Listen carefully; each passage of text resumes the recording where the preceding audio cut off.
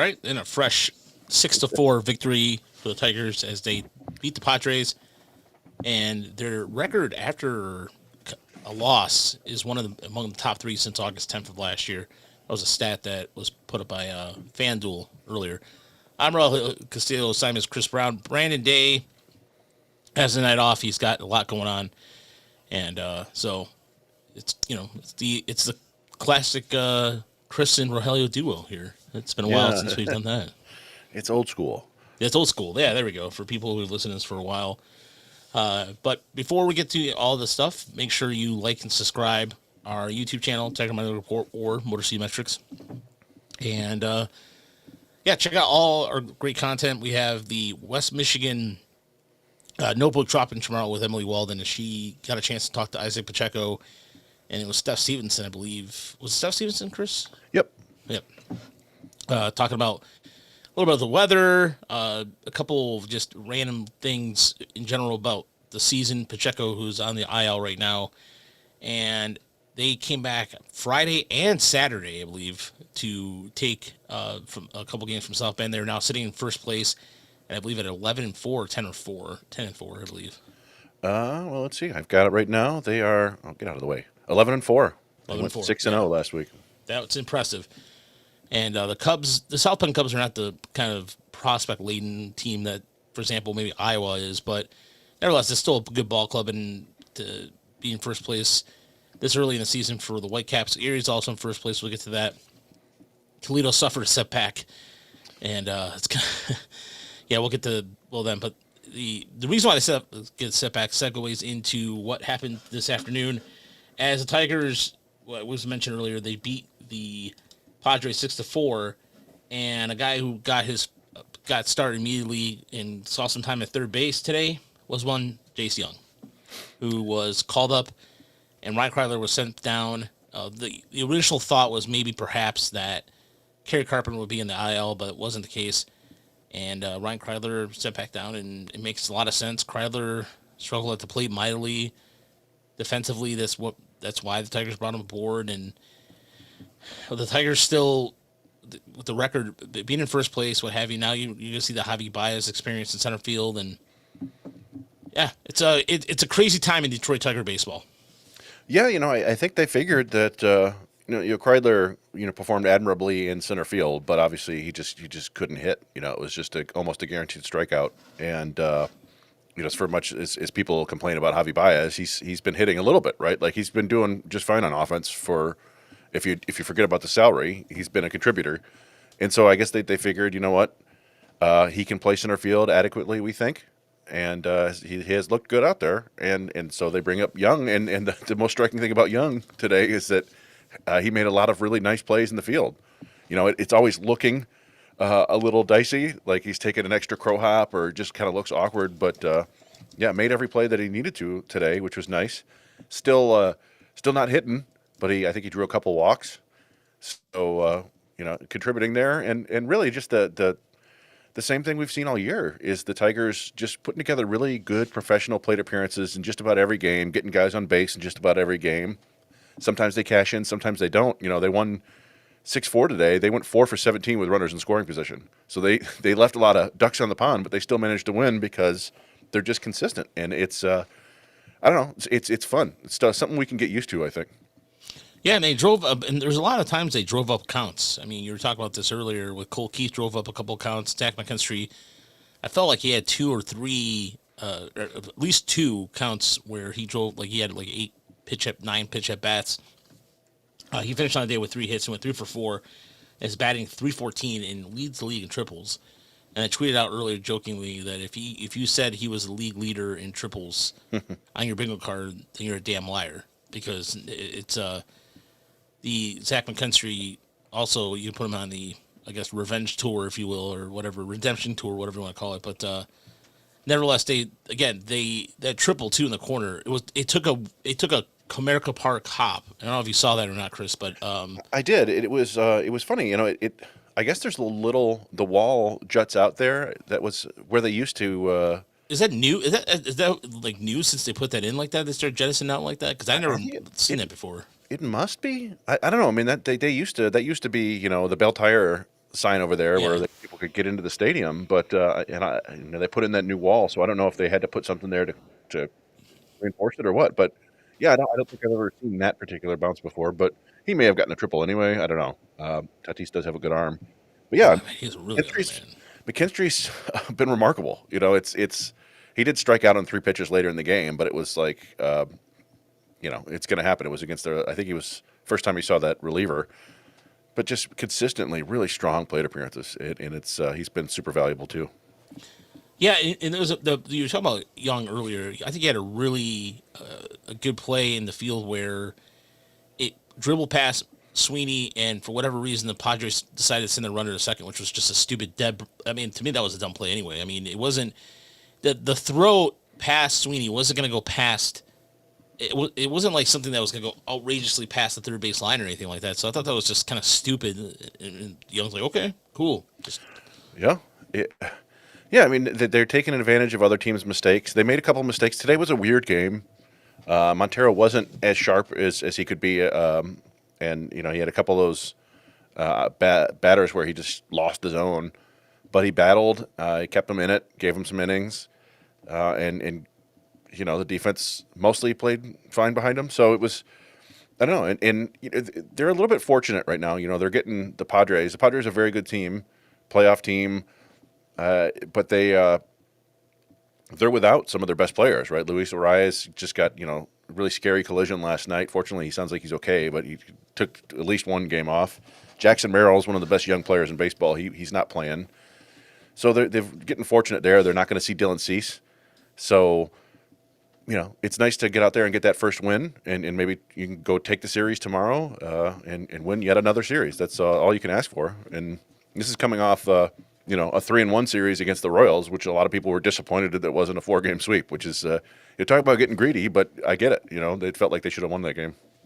yeah, and we'll talk about the World Series in a second. But I like what Tyler said here about Kyle Montero, who went out there and they talked about this during the broadcast that Hinch decided to go with a 6-man rotation versus stretching these guys out, and I think it's a smart decision. But you're going to see the bullpen kind of like Brant Herter pitched today. He pitched yesterday, and so it was a nice job there by Hannafy, Vest, and Herter to step up.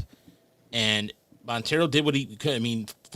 Just was trying to get to the fifth, couldn't. But that home run he allowed was a weird home run. That was like Yeah. I think maybe it was wind. I mean, I know they Yeah, that showed was. the wind like blew it out, right? I think that was definitely wind aided. It was just based on the way that Riley Green was playing it, and the fact that it was really high launch angle, and it was extremely windy out there. We saw a couple other hard hit balls get knocked down by the wind, but that one caught the wind, and yeah, like Riley Green was like, what? So yeah, I mean that's unfortunate. But yeah, I mean you saw the flashes again with Montero. We see him often. In most ordinary teams, he would be in the rotation, right? But the Tigers happen to have a pretty extraordinary rotation right now, and I imagine that he's going to go back to Toledo after the game because they need more bullpen help. As much as it's nice to have this 6-man rotation, right? Like the 7-man bullpen is probably with Brebbia and Brisky on the IL. I'm trying to think. They brought up Bailey Horn, right? We haven't seen him yet. Yeah, But no, not yet. No. I don't know. We may see. Is there even anybody they can call up? I guess No. Tyler Owens. I mean, yeah, it's I don't. The They can call up thing Owens. They can call up Chase Lee. Sean Gunther is back in Toledo, so that Yep. could be an option too. But Yeah, they probably could go with you guys versus Chase Lee. I know people were asking about what about Andrew Chafin, but it's just the velocity's not there right now, and when we get to Toledo, we'll talk a little more about that. But Foley is on the IL. He's technically not on the IL as of yet, right? I mean, they haven't completely put him on the IL, have they? I don't know. But I thought they sent him down. Like it's a foregone conclusion. I thought they sent him down to Lakeland. Like it didn't sound great. Yeah. So yeah, I don't know. It's kind of wild. These bullpens, how quickly they change, right? This time last year, it was Foley and Lang holding down the back end of the bullpen. And, Bo Brisky was in Toledo. Will Vest was just a guy. Now you got Will Vest closing out a game against the Padres tonight. It's a benefit of building a strong foundation for your team and having that depth in AAA. Yeah, and the thing about Montero too is that there was a sequence there against Tatis Jr. where he just threw three changeups and he was doing a really good job of keeping guys off balance. And I thought that he was a prime example of just like kind of continuing to do this. Like he's learning a little bit on the fly, but he's getting smarter as he pitches. And so the especially with like Kenta Maeda is pretty much right now he's toast. I'm sorry, like we're not here to bash guys or anything like that, but he's even admitted it. And right now, as Kevin mentioned in the chat, yeah, they need the Maeda spot for a real pitcher at some point, but I think they're just going to wait this out until maybe. I think they're going to have to make a move sooner or later, but it's just a matter of like when, or who, and how. And if you're looking for, I'm doing a bullpen piece right now, like the next guy that might step up out of nowhere, kind of thing. And in Erie, unless it's too early to tell. But there's a couple guys, and I'm not going to spoil the piece essentially for you. But I think they might have to go external for at least an additional arm. Yeah, we've been some discussion about like, you know what? Why not just try to go get that, go get a closer right now. If you're gonna like go get Helsley or whatever from St. Louis, who else is another good closer out there that's probably on a bad team? But I was trying to think of some of who's ever the Rockies have, but the Rockies don't really have anybody. So we might talk about. But yeah, Fulmer was DFA'd by Boston. Yeah, there you go. They could bring him back and try that. You would think that. Boston is getting pretty good at developing pitching too. So I don't know, but Tigers are one of the best. It's worth kicking the tires on that, I guess. But yeah, I think you're right that they may eventually have to just go and trade for a big reliever. They still do need some more swing and miss back there, but as we see it, like this is early in the season, they're not going to panic about anything, right? Like they've spent the first 2 weeks with Ryan Kreidler, or first 3 weeks now, I guess, with Ryan Kreidler in center field. Like they're going to use everybody they have before they go out and get somebody else. Correction. There's one guy in the Rockies who I would consider, and that would probably be. His numbers don't. I know his numbers on paper don't account to anything, but I like Jaden Hill. Oh, the old LSU guy? Yeah. Yeah. Who knows if the Rockies would part with him. He's still relatively young, right? Yeah. And also the Rockies don't ever trade anybody. Yeah. Rockies are one of the most stupidest organizations. I'm sorry. They're a dumb organization. I don't get it. So, no. Justin Lawrence, Jake says that you feel like the Tigers should have picked up Justin Lawrence. Yeah, is he the lefty? I believe so. Yeah. He's got some interesting stuff. Yeah, there are always arms out there, right? We said they went and got Bailey Horn twice, so there are options. But I do think they're going to want to add another bullpen arm, right? Like I don't think they're going to go through one more turn of the rotation with six guys. Maybe they will. There is a day off here between the Padres and the Orioles series, but if one starter blows up, that could get really ugly really quickly. I guess you could always go get the bullpen guy then, but I feel like it would be better to do it now before Toledo starts their next series. But who knows? Yeah, I would think that like what this year, if the one thing that somebody was talking about, well, what about making kind of like Troy Melton a bullpen? I just don't. I don't know. Like I wouldn't panic about that either. Like I just don't see the point of. I'm not that I don't see the point of it. I understand why, but at this point you need as much starter depth as possible. So you could do it at the end of the year like they did with Job, right? If you need hey, this is a guy we're going to count on next year. We'll bring him up. He can pitch out of the bullpen a little bit just to get his feet wet. That might help. He does have a big fastball. He's also, a top 100 prospect to Fangraphs as a starting pitcher. So maybe don't necessarily force that guy to the bullpen just yet. By the way, is a righty the Pirates picked up. That's who we Justin Lawrence. Who am I thinking of then? Yeah, I thought there was a weirdo lefty from the Rockies, but the Rockies.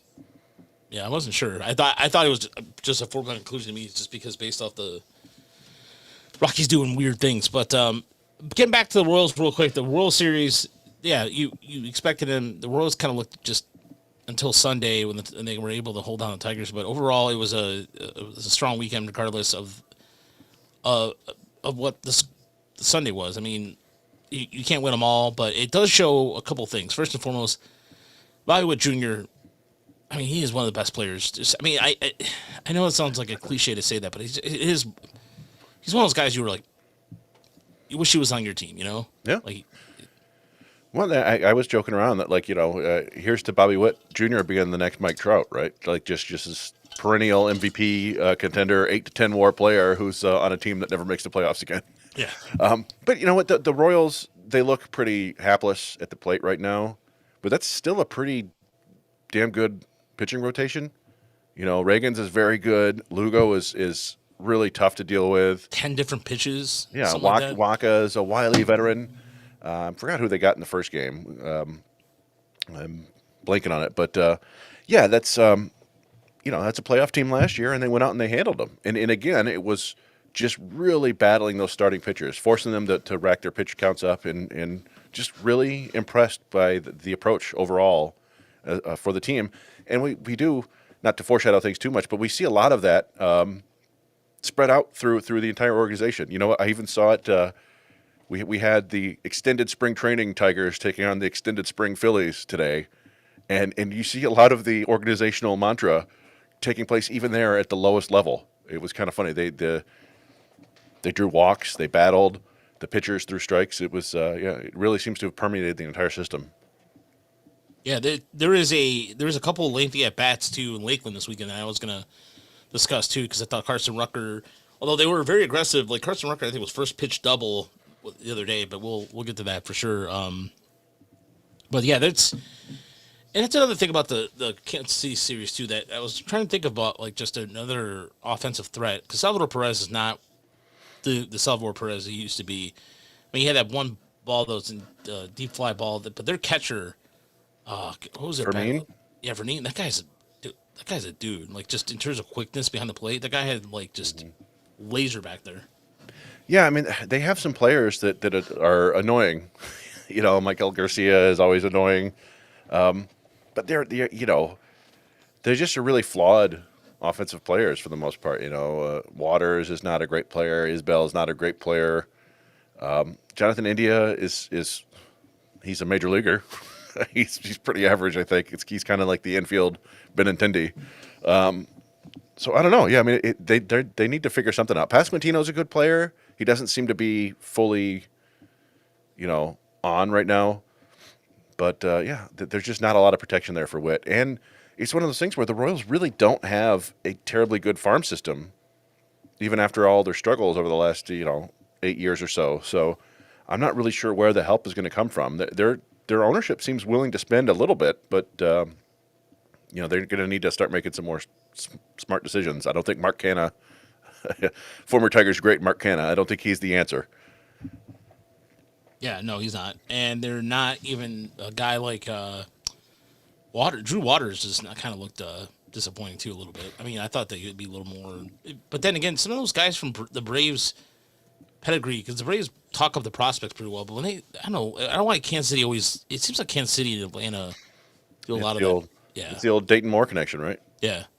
Yeah, but yeah, no, Waters kind of the bloom came off that rose a couple of years ago, and it's guys like that who are highly thought of and top 100 prospects at one point. You always hope that you can help them find it again, but it didn't. I don't know. Yeah, I don't think it's going to happen with him. So, by the way, it was funny. I had a question here. What's more annoying, the Cleveland Guardians who can't stop winning, or Jalen Brunson flopping during these first two games of the NBA playoffs with the Pistons and Knicks? I mean, if you look at my hair right now. Okay, I have my hair all long. Like this is him constantly.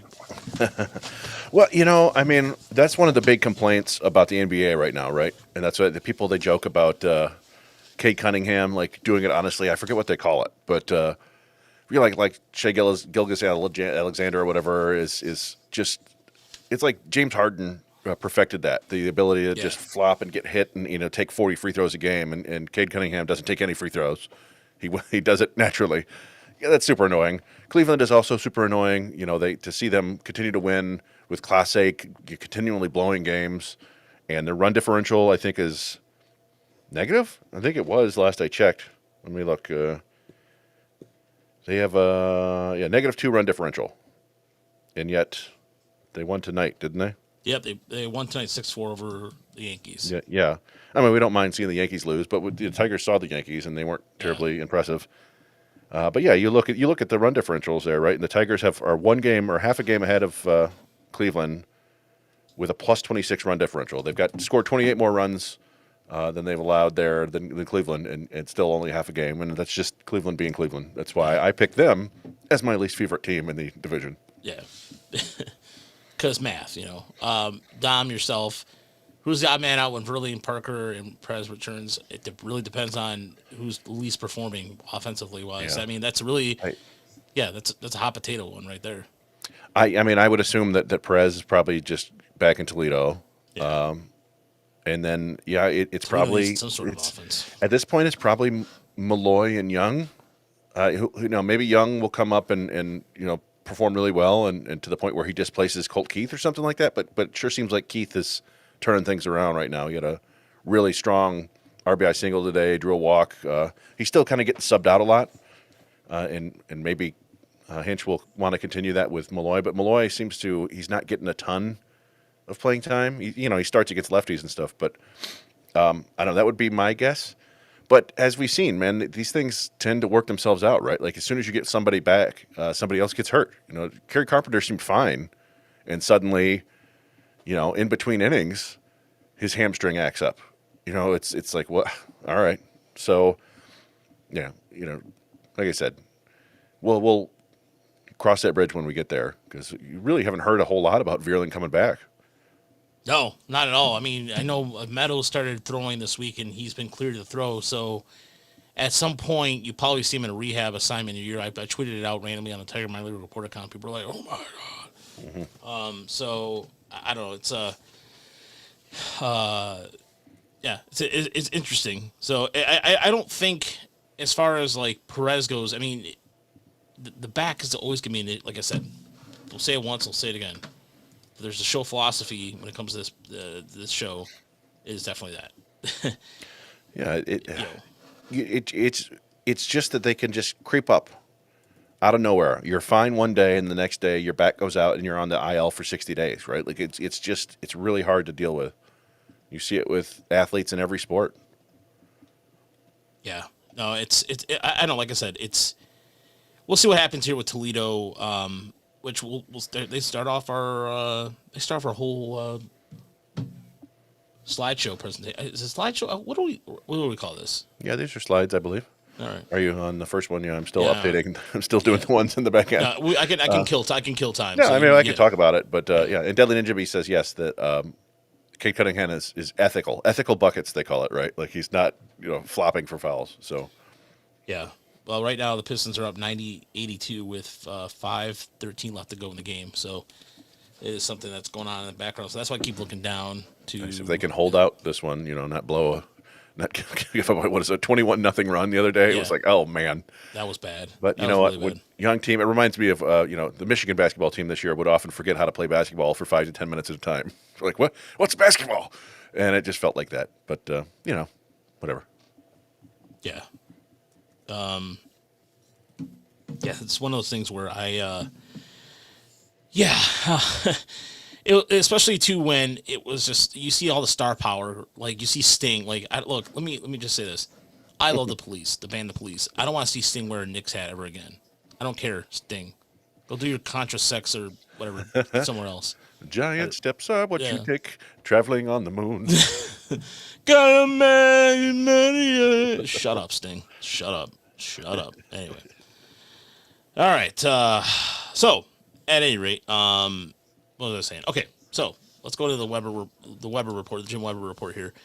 Yeah, so Young had a slow week at Indy, but he had a really interesting couple quotes with Tony Paul. Tony Paul did a really good job of capturing the anger of Jace Young, basically really just kind of saying, you know what, like I did what they asked me to do, and I'm not paraphrasing, but he's up here now, and so he was rewarded for it. But a guy who's been having a pretty good time coming back up is Akil Badu, who is 7 for 22 with a home run, a couple RBIs, 3 RBIs, 2 doubles, and 4 runs. And after that, the offense is just, I feel bad because every time that Toledo had scored, Indianapolis had, was it Matt? What was the guy's name? Matt Gorski? Gorski. Matt God, that Gorski. guy was a pain in the ass. Yeah, or Nick Solak, former Tigers legend. Yeah. Nick Solak. Yeah, it's just it's been the damnedest thing watching Toledo this year. It's like they were down 5-0 in one of those games and fought all the way back in one inning. It was like, hey, and that was another one where they were drawing walks and working counts. It was like, yeah, these guys, they believe they're doing it, and then it just fell apart again. And in that one, it was like all the so-called big league pitchers, right? Like Manning gave up a bunch of runs. Sean Gunther came in and gave up runs. Brendan White gave up a bunch of runs. It was like, Meanwhile, like the Randos, the Ryan Millers and Matt Gages got the outs. But it's just like everything that could go wrong has gone wrong. You see there in that note, Riley Unroe had a solid week on offense, but he also had to pitch in a game early in the week. And it was the Mud Hens were up. I think it was 4-3 when they were up, and they put a position player in there because they had no bullpen because Foley was injured, Hannafy was called up, and Montero was gone, right? Like they were just affected by the big league club, and Unruh almost got out of it. He almost got a save, but he got 2 outs, and then the third ball dropped. I think it was in Ben Gamble's glove, and then he dropped it, or Hicklin's glove, and he dropped it. And so Indianapolis tied it, and then they went on to win it in the next inning, and it's just been that kind of year for Toledo, and boy, they've dug an awfully big hole for themselves right now. Yeah, some jackass trying to troll us about we don't talk about Toledo enough, and I don't know who this person is, but I don't know why I reacted to some guy with some stupid bot follower, but it was annoying me because we really do a good job of trying to we cover all the 4 teams, and I don't know, I felt saucy last night. I was just like, no, I'm just going to deal with this jackass. I mean, on the positive side, is how Uli woke up a little bit, hit his first home run, got a bunch of hits. There's still some issues there with velocity and swinging right through fastballs, particularly up in the zone, but he's dialing it in a little bit, which is nice to see, and stealing bases and getting back to being the how Uli we expected. So hopefully, if he can get hot, that might help the team a little bit, but there's really just, all the veterans are struggling too, so it's tough out there. Yeah. No, it is. It's hard out there for a pimp, if you will, and that's why I feel that sounds like an extreme thing to say, but yeah, it's and Matt Manning. Someone was gonna ask about Matt Manning, and look, folks, what else is there to say? He's struggling right now. Do you put him as a bullpen piece? I don't know. But there is kind of a and yeah. Yeah, thank you, Josh, by the way. Josh was like, I see the guy commenting on Evan Petzel's post all the time. He's a sicko, and it's time for him to tell him to stop. And that's basically what it was. I had enough of his shenanigans. That guy sucks. I don't know who that guy is. He also does stuff in Spanish. But anyway, get back to Matt Manning. Chris, this, I mean, I know he's trying to throw a cutter. I know he's trying to do a little bit of everything, but the velocity is still there. It's just, I don't know, man. I really wish we had a better, answer. I mean, he looks completely flummoxed as well. Like he just looks like he has. It's just a real sad thing to watch. He doesn't seem to have any answers, and it was a 42 pitch first inning. Like he kept getting himself in trouble by throwing balls, and Alvarez was trying to. They've been so depleted. He was trying to let Manning figure it out so they could keep going, and he just eventually had to. He pulled him after 42 pitches. It was in the middle of an at bat, and it was like a 2-3 or 3-2 count. But it was like 9 pitches into the at bat, and he's like, I can't keep letting this go on. And so, it's just, it's really tough to watch. And I agree. Like it sure feels like it's time to just try him in the bullpen. Just do it. You can bring up Melton or one of the other pitchers from Erie, and but I'm sure they have plans for all this stuff. And I don't know. It's just tough out there. Yeah, as we said. It might make a good security guard. Maybe it's better for him just to go air it out from the bull. Maybe just air it out of the bullpen. I mean, there's nothing wrong with that. He is a first round pick. You want to explore all options before you do something like that. So I know it's weird. It's really weird though that like I said, I'll go. It just every time we post a Manning clip, it just blows up. Yeah, I mean, Yeah. people, like you said, people. He was a former first round pick. People thought he was a big part of the future. And there's some that people are watching right now. They're going, Torkelson and Mize have figured it out. They've turned it around. Why can't Manning? And never say never, but it just feels like he's got to be really down in the dumps right now. And it's hard to blame him, just the way things have gone. He's in AAA for the second straight year and getting crushed. Yeah, and at this point, what are you going to do? I mean, there's just that's not a bad idea. Matt Wood suggesting Matt Manning for Tristan McKenzie, who was a DFA today by Cleveland. Yeah, I mean, if you want to trade distressed assets, you can. McKenzie has been arguably worse than Manning, and I think he got hurt a couple years ago and never got properly, never fully healed. And I'm looking right now. So this year, McKenzie 5.2 innings, 7 hits, 7 earned runs, 3 wild pitches, 7 walks, 4 strikeouts. Yeah, you have to go back to 2022 to when he was good. 5.06 ERA 2 years ago, 5.11 last year, 11.12 this year. It's sometimes pitchers just lose it. I get, if you think you can fix them, sure, maybe. But Cleveland is not. They're not. They're no slouches when it comes to developing pitching, right? Like they do a pretty great job of optimizing people, and they couldn't do it with him. Yeah, no, and again, the Tigers take great pride in working with their pitchers and what have you. But there's only so much you can do, and if you can't fix it, I mean, you just move on. I mean, that's just at this point. But right now, it's early in the season. It's April, and the Tigers need all the fresh arms they can get. So maybe they try out Matt Manning in the bullpen, see what happens, and like you said, maybe bring a Melton or somebody else that could fill the void from Erie. Because Toledo needs all the help they can get right now. It's more on the offensive, more on the offensive side of things. Mitchell wants to know, does Manning have 0% chance of working out of the bullpen? Seems like the only option at this point. No, Mitchell, look, it's something. It's trying something, and I'm just not sure why. Is it because they have a process in place with Erie? I don't know. I mean, it could be the case. I mean, you look at Erie's rotation outside Melton. And technically Pena, that's what everybody else is brand new in that rotation, isn't it, Chris? Yeah. Ham is up there for the first time. Miller was up there for one game. One game. Yeah. Burhan was back there, right? Did you mention? Oh yeah, Burhan. Yeah.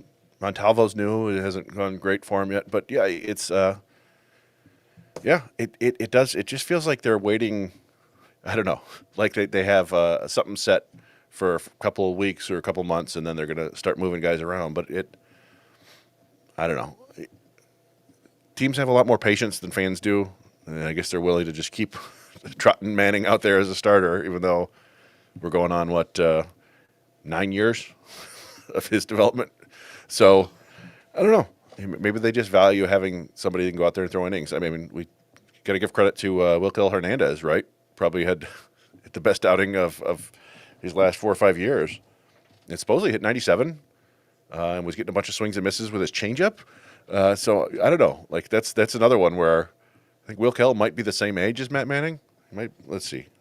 Is he younger? Yeah. See, Wilkel Hernandez was born 4/13/99, so he's 26. Matt Manning is 1/28/98, so 27. But Wilkel is not that far away. But who knows? Maybe he's the better pitching prospect now. Yeah, I don't know. Like, I don't know what I don't know. It's just again where they have their priorities laid out right now. And Erie's always been a case where, once I think with Toledo's a finished product. I think it's safe to say that Erie is where you see a lot of that experiment, like just them. Working on pitching, like sequencing, and then Toledo, they just put it together like a game action. You know what I mean? I mean, does that make sense? Like you feel like in Erie, they work on tweaking quite a bit, and you'll see that too in AAA as much. But their offense, Toledo's going to need some help from from Erie's offense, because right now, as you said here in the SeaWolves report, as they are in a good series against Akron too. They're not going to take on Akron as much as I don't think they take on Akron again for a while. They definitely needed it. But Justice Bigby, just too good to be there. I mean, he's just hitting the crap out of the ball. Max Anderson hit a ball to left field, which was like was eye opening only because like it always seemed like we see him go right opposite field all the time. Mm-hmm. Yeah, he's off to a great start in hitting. And you said he's seemed to have shown some progress on defense as well. You do feel a little bit like Bigby with him, right? Like he just doesn't pull the ball enough, but he's still relatively young.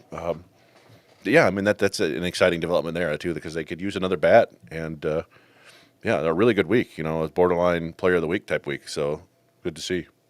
Yeah, there's a lot of good things about Erie this week too. That was some progress, especially acting for Tyrone. I'm trying to work on this. I'm going to say this right. I'm going to say his name right. Lorenzo. Hey, okay, there we go. Nice. Lorenzo.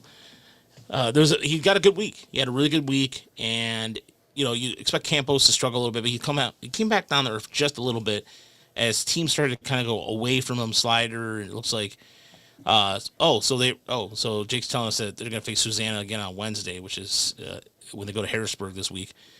Fun. That guy is one of the most. He's still to date the hardest throwing pitcher I've seen all season, and that includes the major leagues. This guy was throwing 102 in Double A. No, I mean it's pretty rare to see to be able to get a gun on a guy throwing that hard is pretty rare. There aren't many people out there who throw 102, so that was pretty remarkable, and it was not exactly warm that day, was it? No, it was 41 degrees. No, it was like game time temperature was like 36 degrees or something like that, and he was out there just tossing gas like it was just like nothing. Yeah, so I mean that's but they waited him out, I think, didn't they? They actually ended up playing pretty well in that game. So yeah, it's an impressive arm, but again, these are veterans there in Erie for the most part. They and as you said, Campos got a hit and Bigby got hits on velocity, didn't they? So yeah, it's not a real problem for them. But no, it's exciting. Harrisburg is. I always feel like there's a rain out or two in Harrisburg because I don't know, that stadium's in the middle of the river. Is that the one that's it's on a boat or an island or something? I think it's on an island in the middle of the river. Yeah, and I don't know why, but it just feels like there's always rain. Yeah. But. So, by the way, somebody's posting. Speaking of Erie,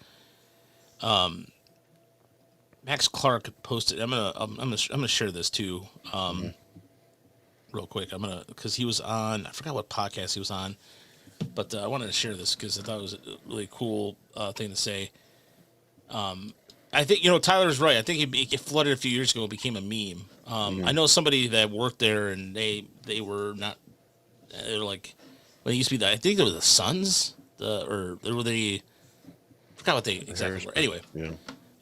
But I wanted to share this because we were at West Michigan this weekend, by the way. Thanks to the hospitality. Who's a really nice lady who runs the hospitality suite? I believe it's Kim. Kim, yeah, no, you're right. It's Kim. Kim, shout out to Kim at the West Michigan Whitecaps. She's been there ever since I've been going there. Since we started going there, she's always nice.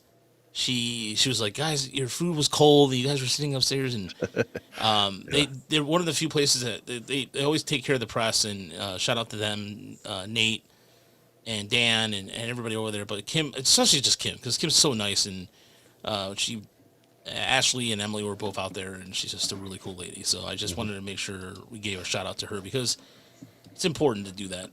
But here's what. Thank you, Josh, in our Discord for sharing this just now. So, although they do, I did like the fact that they use the blonde or the blue and orange font. But I'm going to play this for you. I would say this is Scott Harrisism. He'll love this if he gets a hold of it. Dominate the strike zone. K less, walk more. That's the heart of our organization on both the pitching and hitting side. Continue to play elite defense. If you can play defense, you're going to play longer than anybody else can. And I live by that. Defense is fun, and it's just effort-based. It's really easy to go out there and just dominate on the defensive side of the ball. And then consistency. Finding ways to make the slumps less slumps and the hot streaks hotter. There's like your hitting is going to do this for the rest of my career, for the rest of everyone's career. But the quicker that you can get out of slumps and the longer that you can stay hot, the longer you get to play. There you go. Simple as that.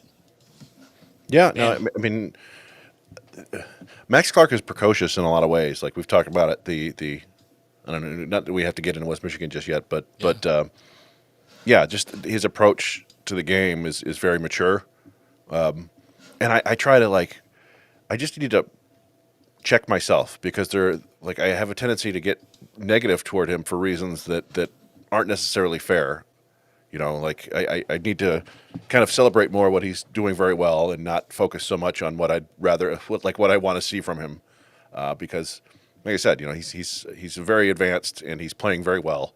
It's just a little bit different than I think people maybe expect, if that makes sense. Yeah, it does. And for me, he does what well, I guess, yeah. Well, let's just wait till we get to West Michigan, shall we? Because we saw Max Clark. I saw Max Clark live for the first time this year, and so there's a couple thoughts about that because I was taking videos and doing a lot of photos and videos because usually my first trip to West Michigan, I do that, get it out of the way. Shout out to Gavin Parham, who's also taking some videos and photos for us this year again. So thank you, Gavin. I appreciate that. But the SeaWolves report. Yeah, getting back to I just want to talk about Max Anderson for a second, too. Defensively, in the last 2 weeks, Chris, it's like a switch flipped or something because the first series I saw him, maybe it was the weather or something like that, but he just looked awful. He didn't look good in the field, admittedly, and then the last couple of weeks, he's been really making some really good plays with going to his left and his right, showing some really good quickness at second base. Yeah, and it's not easy to get better on defense, but it is one of the things that you can get better on relatively. And like I said, it's not easy, but not relatively easily, but through effort, right? It's one of those things. The more work you put into it to get a little bit more agile and a little bit more consistent, you could pay off big time. Now there are always physical limitations, right? And Max Anderson is never going to be super fleet of foot. But neither is Jace Young, and he used to basically catch everything at second base, right? And I think Max Anderson might be able to get to that level where he's not necessarily going to go ranging deep into the hole or, make a sliding stop behind first base. But if he gets to the ball, he should be able to complete the play, which is kind of, that's the baseline for getting to the big leagues. But he's getting closer, so that's good to see. Yeah, there's I'll admit this, Chris. I thought that he maybe might be a man without a position to play. Mm-hmm. Yeah, I mean, like I said, he's looked pretty rough in front of me before. I remember seeing a bunch in Lansing and West Michigan last year, and it felt like anytime he had to make a play while he was on the move, it was going to be a misplay. It was going to be a bad throw or something like that. And I think he's worked on that aspect of his game and gotten, because again, he's not super fast, so he's not going to get range over to get a bunch of things and get in front of him. But he's getting better at kind of backhanding and throwing off platform, and that's it's compensating for some of his deficiencies in a positive way. So it's nice to see.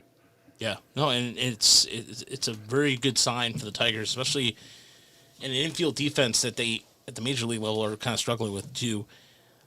Joseph Mont, think about look at his start right there.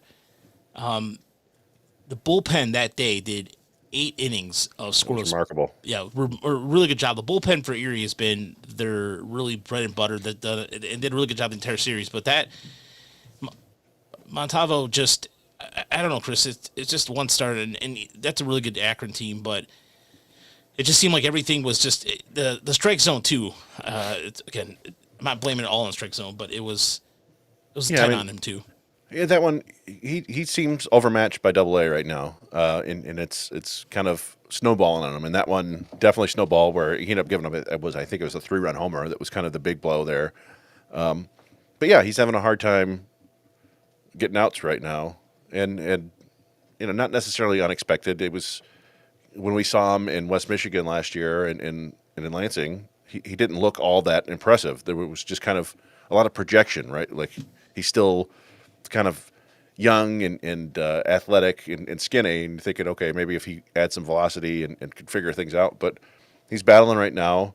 I would like to see him put together a couple nice starts just for, because we have him as a top 20 prospect, I think. But nothing wrong with guys struggling for a little bit. That's part of what makes you better.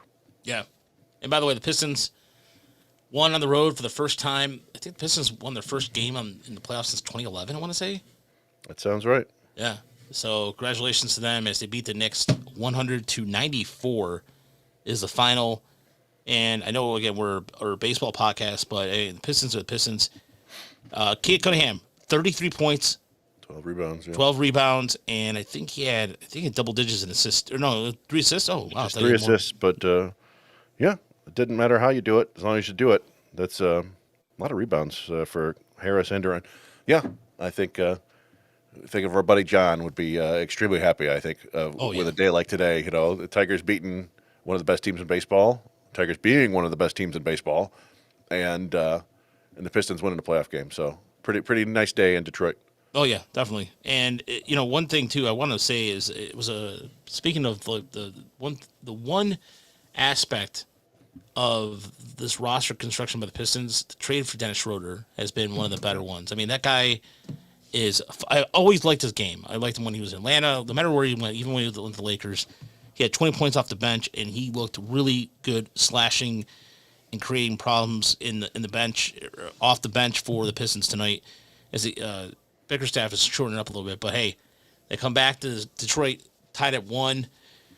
And at this point, it's anybody's series. The Pistons rather beat the Knicks in the regular season 3-1. So, but it was just good to see because, like I said, Brunson flopping around, it's getting old pretty quick. So either way, but let's move on to West Michigan, 2008. Thank you, Deadly Ninja Bees. Wow, I didn't even realize it was that long. So that was when crazy. Yeah, that was last. I was in radio then. I was in. So like, McDice was on that team. Yeah, man, were you even married then, Chris? No. I was gonna say you get married 2010, right? Something like that. Yeah. All right. Possibly, maybe 2011. Yeah. You've met I didn't mean to Tara, put you on the spot. Sorry. No, I guarantee you, Tara doesn't know the year or the day. You've met her, so she's not one of those girls. Well, if on purpose, I put the anniversary date on the day I met my wife. So yeah, that's a good idea. Yeah, smart part on there. So, all right, moving on to West Michigan. So, that's not what I wanted to do at all. West Michigan, we were there on Friday. Emily was there all weekend. Like I said earlier in the podcast, they swept South Bend, and they're now heading to Dayton, which is, I think, on the Dragons' pretty early choice again. But Max Clark, and this is why I want some in-person thoughts here. I like how you put that there, in-person thoughts. Well, Jack Henry. Yeah, we were there, so we can talk about it. But here's the thing about Max Clark, what I liked about him a lot. Even when he was aggressive, like he got thrown out at third, it was still a good play. His baseball instincts are really good. It's just there's a presence on him. Like it's a similar kind of presence we saw with Riley Green in the outfield, in a sense of like he DH'd Friday when we saw him, but there's a definite presence to him. Alan Trammell was there on Friday. It was cool to see him there, but between him and Brett, I want to talk about Brett Callahan too, because Callahan had a really good Friday and Saturday. He had a really couple good at bats late. Him and Steph Stevenson were really solid all weekend. But getting back to Clark, there's just something about him when he's out there. There's people asking for autographs and everything, and he's just like how to say this, like he's not like I'm trying to how to put this in words. He's exactly like he's sincere. Like he's just I don't know how do I say this, Chris. It's just like he's. Yeah, you could just say that he's like it's real. I don't know. It's not bullshit. Like he doesn't say like he really means what he says. Like a lot of guys say cliches or anything.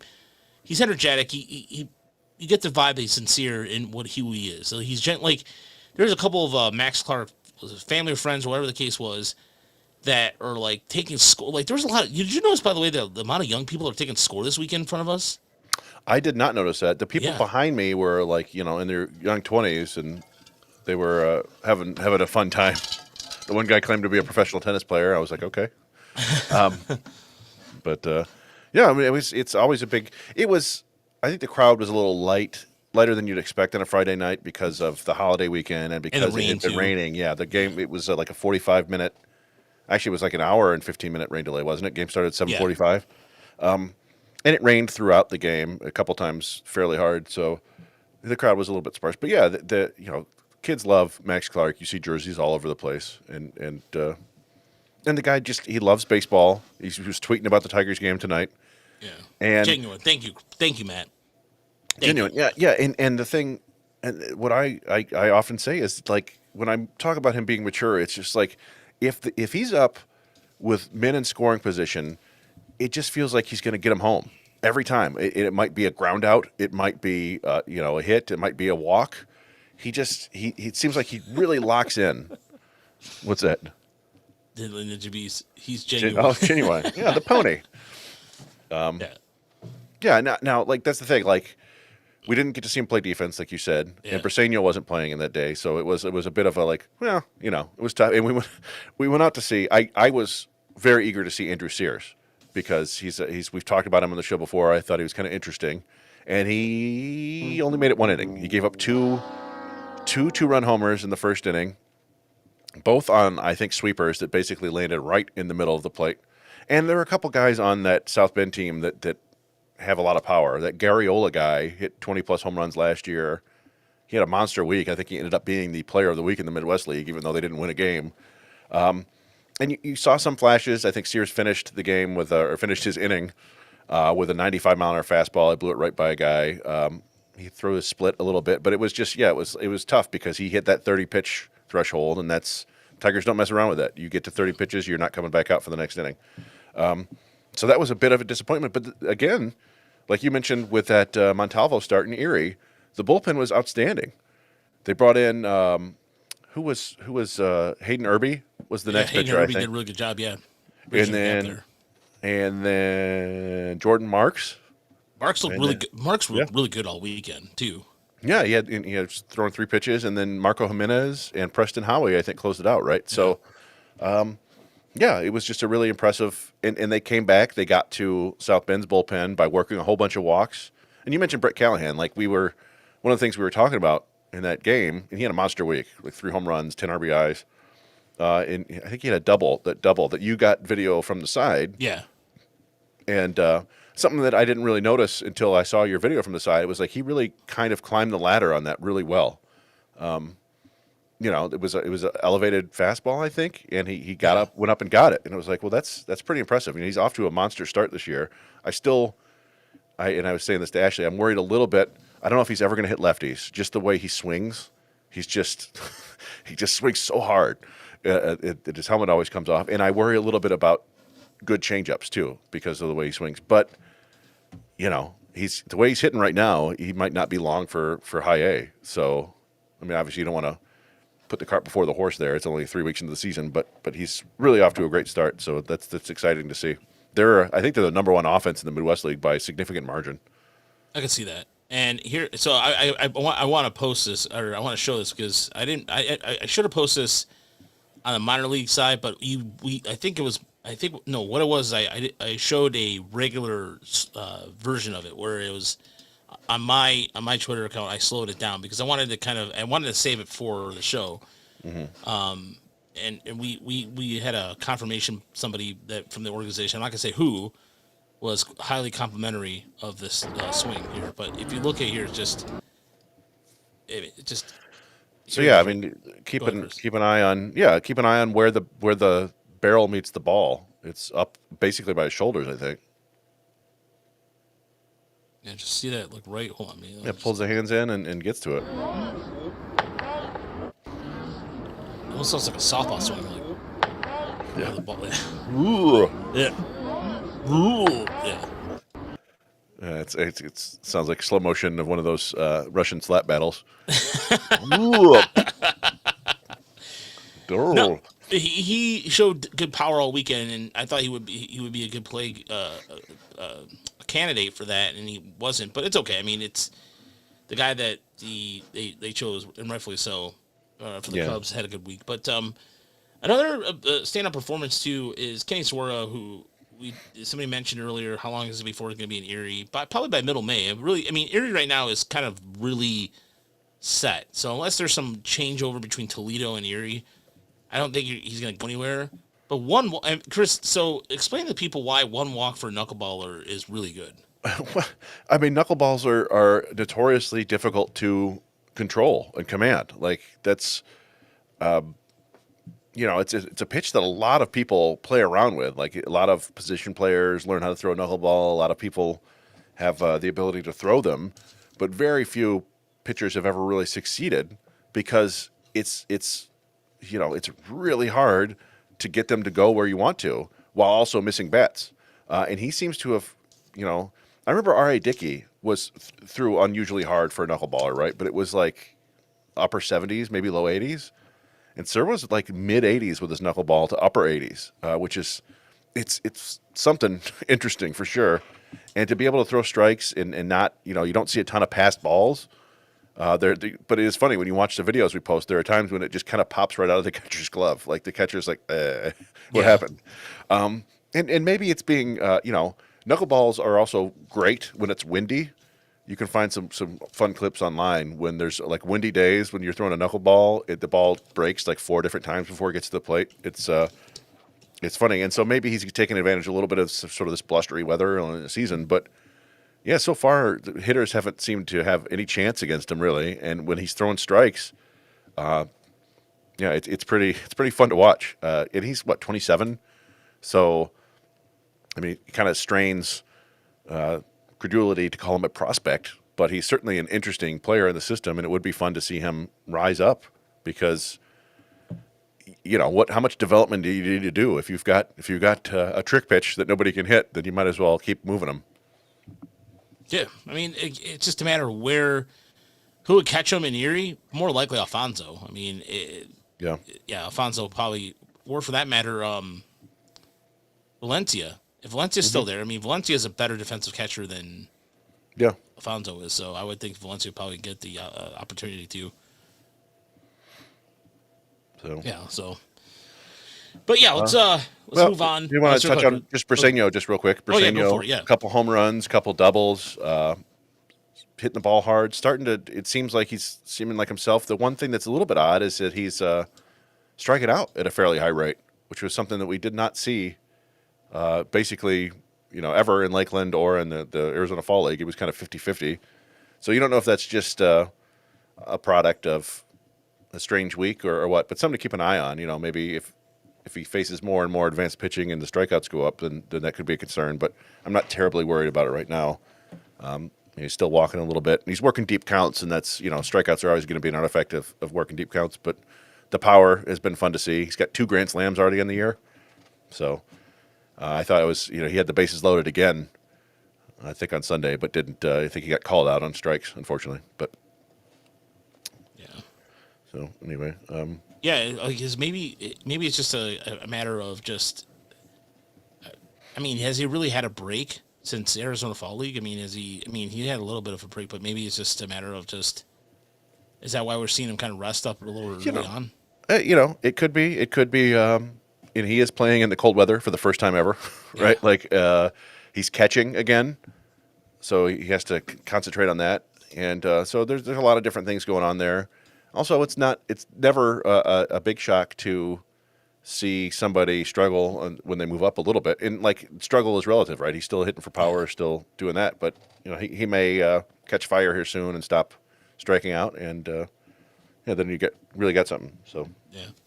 Speaking of something about catchers, you got something segue into Ricardo Hurtado, who had a really good week for the Flying Tigers. They split a series with Dunedin as they'll be coming back home to take on Bradenton. He hit the ball really well, and it's not like so Chris pulled up this really interesting stat that he's hitting sliders, he's hitting advanced pitching, and hitting it hard too.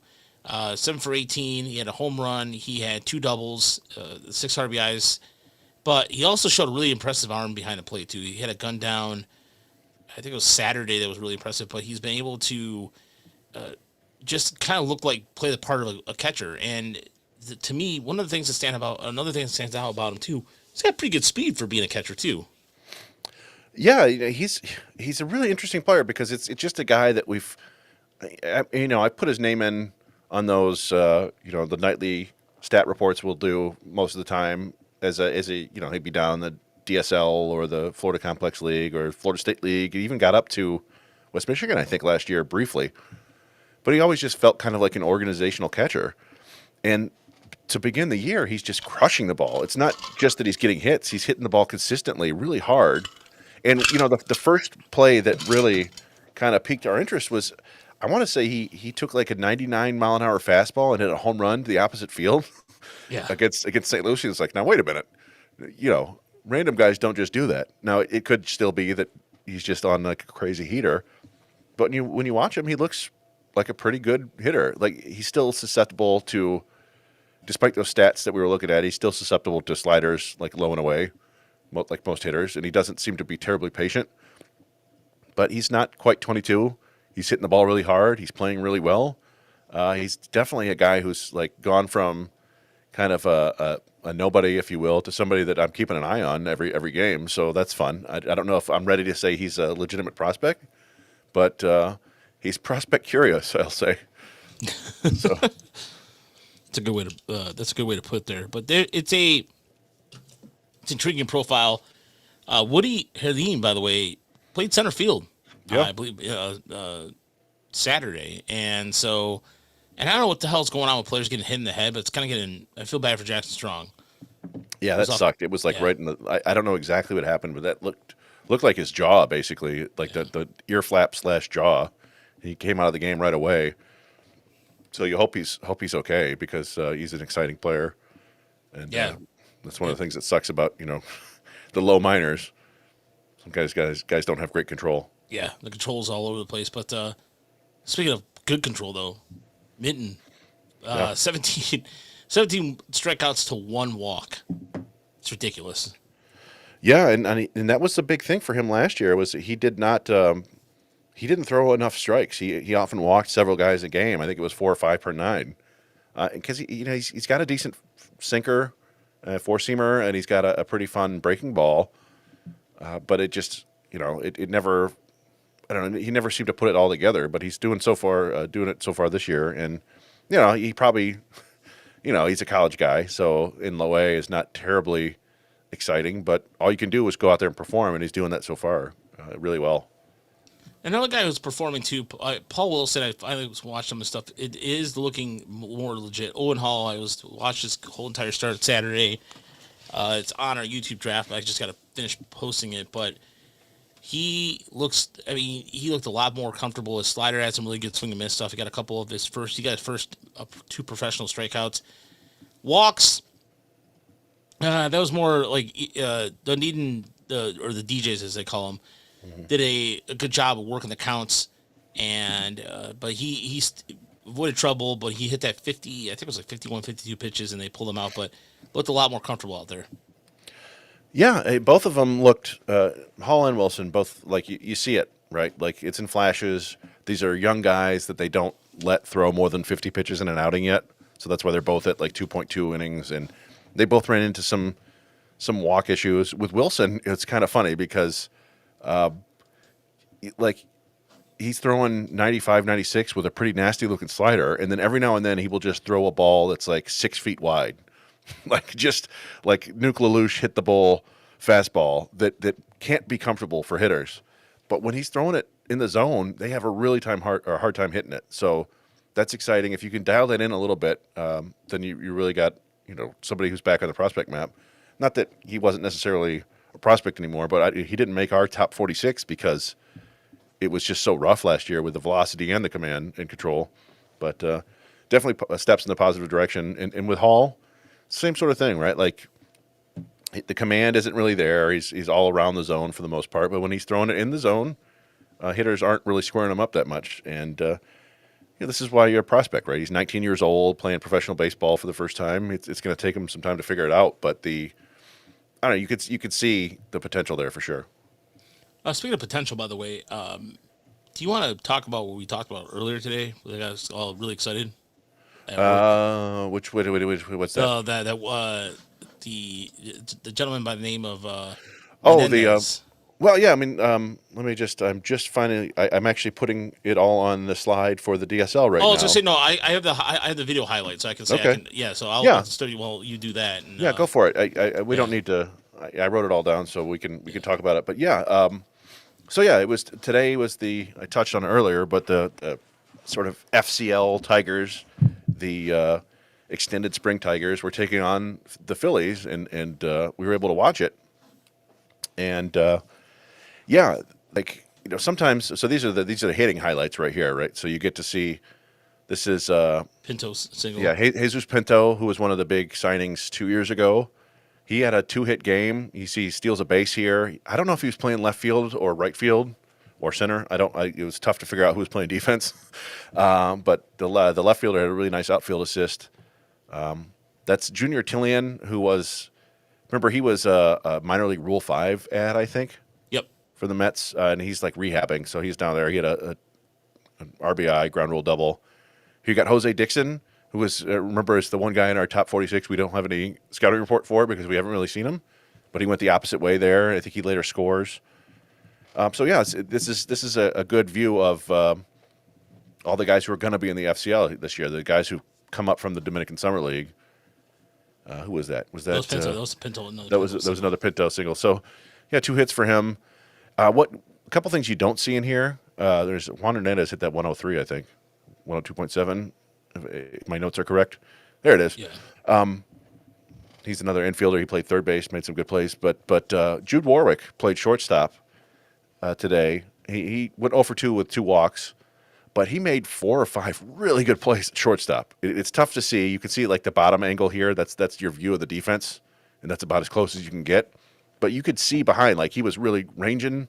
He did one with like a spinorama, and threw to first, and everything was accurate and good. So, here's Jose Dixon hitting the ball hard, and the third baseman robs Wow. him. Nice play there. That's a good play. Yeah, and gets up and throws him out. And then Brady Serkonik. Brady Serkonik, he lives, and he Yeah. caught the end of the game, and he hits a double to deep left center here, 100 miles off the bat, I think it was. Did it pop up? Yep. 101. 101, yeah. So that was good to see. And then I think, a little blooper from Michael Orozco, another guy from the class a couple years ago. But so yeah, it was nice to see some of these guys, see who's out there performing early on, who's going to be playing. But yeah, we were watching, and I don't know how to say his name. It's probably Wilberth, right? Like sounds a little bit like Wilbur. Wilberth Mendez is a guy that I've seen his name before, right? Just because he's in the DSL, but we have no idea what these guys. We don't have access to the data really. We have no idea what they look like. But he was pretty damn impressive. Yeah. He's a tall, kind of skinny, lanky guy, high-waisted, and he was just pumping 92 to 96 sinkers with a pretty nasty breaking ball. Like, if you'll see it, he threw 2 scoreless innings, got a strikeout. I want to say he got 4 or 5 different swings and misses, and He had really interesting arm angle too. He was a really Yeah. like you don't see this very often in the Tigers organization, but he had a really I don't know, like he had a funky high, it was like very high 3/4, but it was almost like he stopped and I don't even know how to describe it. It was really very unique. But yeah, he had a very tall. He definitely had a presence on the mound. But Chris, what was the best part about the start? Like the velocity was. Yeah, well, like I said, that was what jumped out at me at first, the 92 to 96. But I honestly think the breaking balls were just as exciting. Like he threw a couple really good. I would say they're hard curveballs. They're like 81 to 85. I was going to ask you about that because it looked like a curve, but I've been having a hard time classifying curves and sweepers or sliders because the action on the curve is, you think of like kind of like dip, but the sliders, more like this, or go east to west where you have north and south. But it was the way it was biting. It was really biting. Yeah, did my video not go up on YouTube? No. Well, you know what? If it did, I'll find it here in a second. Yeah. So I don't know if it.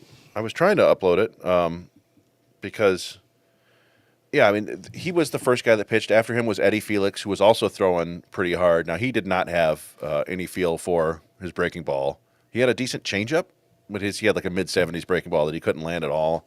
After that was Dawson Price, who was a 2024 draft pick. I think their 19th rounder. I think he may have been. They're like three. They took three pitchers later in the draft that I kind of conflate. Lucas Ellisalt is another one. He's pitching for Lakeland, but and then they, one of the signings I saw on the waiver wire over the winter was that the Tigers acquired Omari Daniel, who was a Twins a shortstop in the Twins organization, a 14th rounder out of high school a couple years ago. It hit like 175 in pro ball. I'm like, why did they go get this guy? And the answer is because they want him to pitch. And it was like, oh, well, that's kind of interesting. He was like 91, 92 with a pretty decent slider in the mid 80s. I was like, well, I mean, I don't know if there's a future there, but I was like, okay, well, that's not bad for a guy who was a shortstop. And then they finished it with Juanmer Ramirez, who threw one inning and I think threw maybe 6 pitches, just got 3 quick outs. But yeah, Mendez was the guy that was most impressive to me, just based on that velocity and that breaking ball. And I think he's about to turn 21, so he's a little bit older for a guy just making his stateside debut. But here we go. Yeah, you found it. Nicely done. Thank so you. We can watch through this. By the way, shout out to the Days of War podcast for they segmented our segment from for the Tiger Manly Report on the Free Press's YouTube page. So thank you to their Robin, their show producer over there. I wanted to give a shout out for that. So, all right, here we go. So you can see the velocity in the upper left corner here. They don't have the spin rates, but it looks like a sinker to me based on the break. So yeah, it's kind of a short arm action to go along with a high 3/4. But you're looking, 94, and he punks the guy, then immediately picks him off. It's like, gotcha. So yeah, 95, and that was a fly out. Yeah, but I just like his mechanics. See that right there? That's sick right there. That's an 81-mile-an-hour breaking ball. That's definitely a sinker right there. 94. Backdoor two-seamer for the called strike at 95. Yeah, there's a front door two-seamer. A good sign too, Chris. A lot of these kids at FSL take a while before they can master the inside part of the play. He had no problem with that whatsoever. Yeah, I mean, and like you said, it's pretty loose and easy. He's lanky. Looks like he can add more weight, maybe more velo. A 96 right there, 95.6. That was a changeup at 85. I don't think maybe that's his third pitch. But then he breaks out. He throws a couple really nice breaking balls at 81. I think that was a nice two-seamer in the outside corner. Yeah. Another good breaking ball for the strikeout, 84. Sometimes it just pops. You're like, well, this is interesting. And Eddie Felix is he throws hard, but not necessarily. Like I said, there's not much of a breaking ball there. But he does hit 96 a couple times. It's just kind of interesting. Like for forever. It seemed like the Tigers would bring up these, the international pitchers, and there wasn't a whole lot there. Like every now and then they'd have a guy who throws really hard but was clearly a reliever. And maybe these guys will end up relievers or whatever, but they're throwing a lot of strikes for as hard as they're throwing. Yeah. There's that breaking ball that he just doesn't have feel for. That's a nice one there. He doesn't really have. I don't know. He can't land it. So I was just gonna say it doesn't break, but still I thought it has potential. It's decent shape. He just needs to throw it harder and land it. But you see he's throwing 93, 96. He walked a guy. I think he does throw a changeup or two, but and then Dawson Price is a guy who was also in the mid 90s with he's one of the guys he's got kind of the consistent pretty high IVB. It's like 16 to 20 on just about every pitch. And it's another interesting looking fastball. And he's a bigger dude. Kind of has like a Garrett Burhan build. Yeah, I can see that. Yeah. 19th round draft pick, you said? I think the 19th round. I want to say he was a JUCO guy. I could. Yeah, I was gonna say because I maybe after 11th round I kind of dropped off on who they. I was like, I was texting him who the hell's Price, and then. Yeah, I don't know if the velo got cut off in my video or not, but. Let's check out that shortstop here. Here's Omar. Yeah, it's He's a shortstop, and like I said, it's like 91, 92, but he threw a couple interesting sliders and just kind of a fun story to go and get a guy who was released from another organization and go, hey, we're going to make you pitch. So Yeah, I remember I think we talked about it too on the podcast when the free agent, or maybe it was on Discord or something, and we're just thinking, well, maybe it's defensive first glove, but now you can see what's going on here with him. Yeah, and you don't really see the good sliders until I think he throws a couple to the lefties that are pretty good.